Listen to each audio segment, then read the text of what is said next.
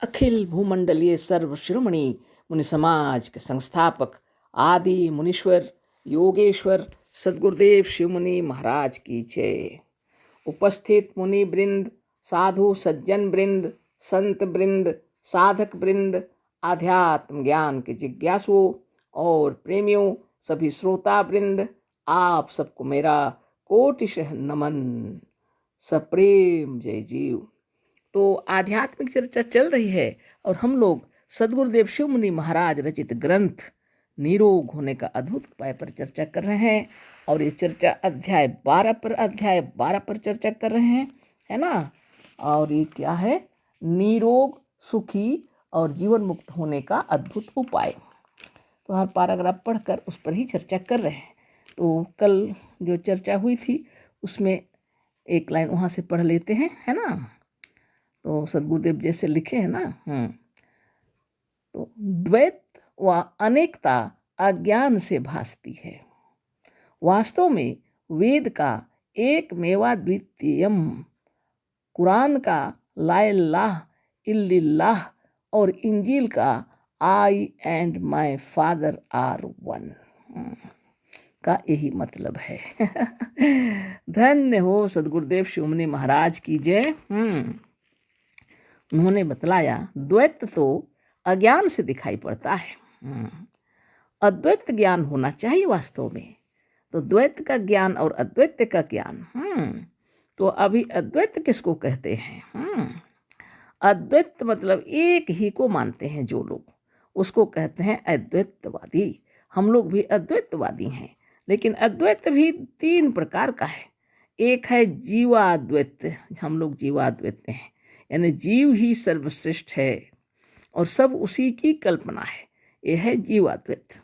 उसके बाद जड़ाद्वैत, ये जड़ से ही सब कुछ उत्पन्न हुआ है और कोई चीज़ नहीं है, सब जड़ ही से श्रेष्ठ है। उसके बाद है ईश्वराद्वैत, एक ईश्वर ही सर्वश्रेष्ठ है और जितना जो दिख रहा है सब उसी से उत्पन्न हुआ है, इस तरह से माना जाता है। तो हम लोग जीवाद्वैत हैं, जीव ही सर्वश्रेष्ठ है और सभी कुछ उसी से उत्पन्न हुआ है। इसी जीव को प्राण कहते हैं, जीवन कहते हैं, आत्मा कहते हैं, रूह कहते हैं, और यही शरीर में है, इसका प्रमाण है कि हम लोग जीवित हैं। और बाकी का बात वो यहाँ नहीं हम कह रहे हैं, केवल इतना ही हम बता दे रहे हैं, है ना। सदगुरुदेव कह रहे हैं वास्तव में वेद में लिखा हुआ है एक मेवा द्वितीयम, एक ही अद्वितीय है और दूसरा कुछ भी नहीं है। कुरान का ला इलाहा इल्लल्लाह मतलब एक ही है, सर्वश्रेष्ठ है। इंजील का भी लिखा हुआ है वैसे ही, I and my father are one, मैं और मेरे पिता कोई 2 नहीं, एक ही हैं। यानी सृष्टिकर्ता और सृष्टि अलग अलग नहीं है, सब एक ही है। सृष्टिकर्ता कौन? पिता। जन्म लिए हैं कौन? पुत्र, है ना।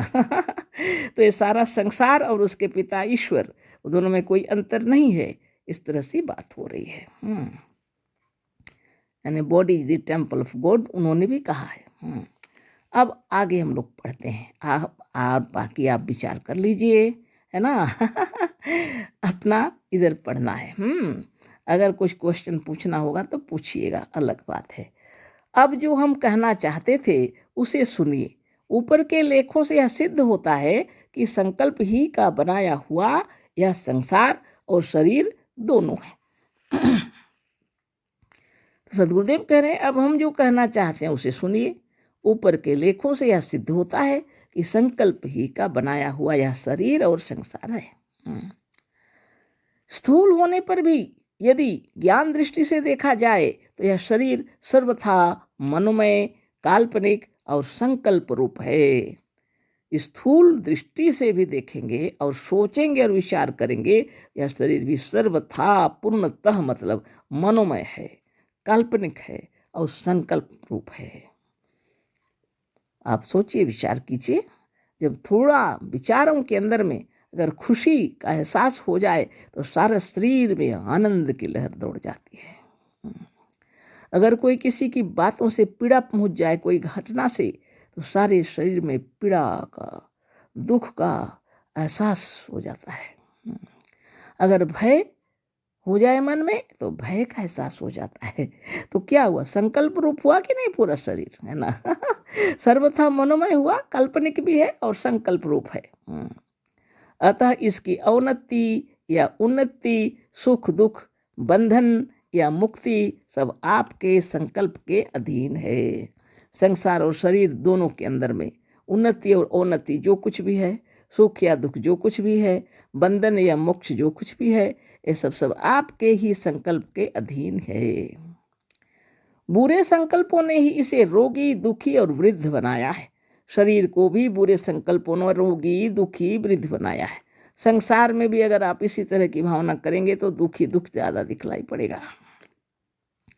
अतः यह सिद्ध है कि दूसरी औषधि नहीं किंतु अच्छे संकल्प ही अब इसे निरोग, सुखी और जीवन मुक्त कर सकते हैं।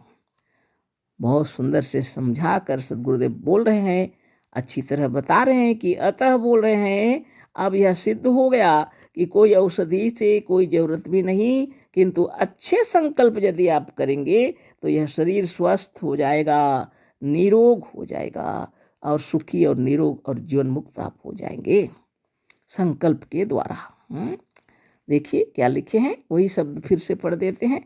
अतः यह सिद्ध है कि दूसरी औषधि नहीं किंतु अच्छे संकल्प ही अब इसे निरोग, सुखी और जीवन मुक्त कर सकते हैं।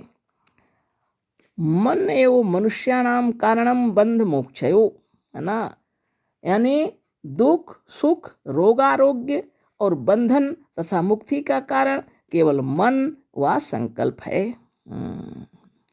तो बंधन और मोक्ष का कारण क्या है, मनुष्य का मन, है ना। मन एवं मन ही मनुष्याणाम, मनुष्यों के कारण क्या है, बंधन और मोक्ष का कारण। मन एवं मनुष्याणाम कारणं बंध मोक्षयो, दुख, सुख, रोग आरोग्यो और बंधन, रोग आरोग्य और बंधन तथा मुक्ति का कारण केवल मन व संकल्प है। मन कहिए या संकल्प। बुरे और झूठे संकल्प अज्ञान से होते हैं। जितने बुरे और झूठे संकल्प केवल अज्ञान से होते हैं। जो वस्तु वास्तव में जैसी हो वैसी ना मानना अज्ञान है। जो वस्तु वास्तव में जैसी है उसको वैसे ही मानना ज्ञान है, और जो वस्तु जैसी है वैसा नहीं मानना अज्ञान है। आगे देखते हैं।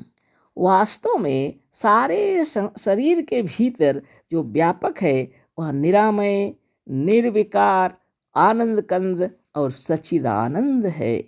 पर अधिकतर लोग जानते हैं कि सारे संसार और शरीर में रोग, दोष, दुख और पाप व्यापक है।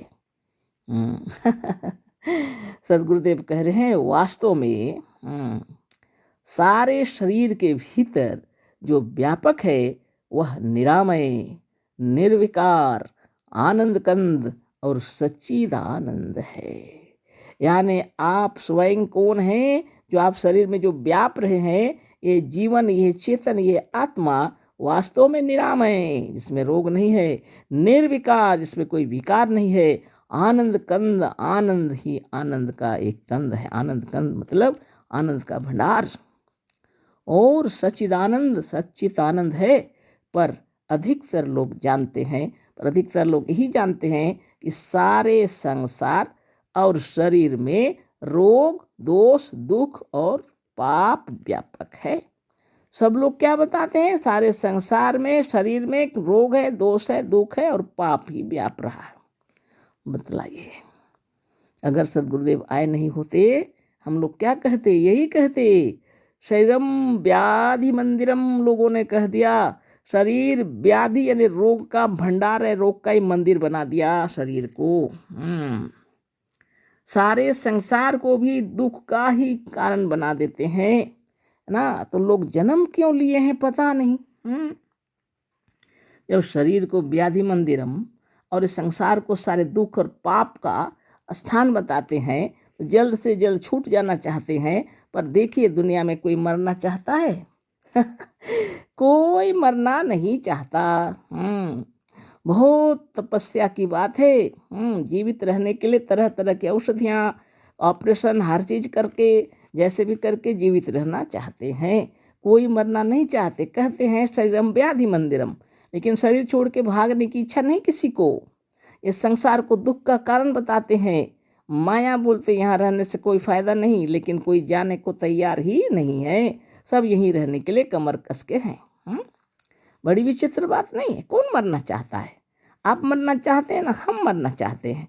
अभी तो हम भी नहीं मरना चाहते हैं, मेरा भी बहुत काम है, सोच रहे हैं, है ना।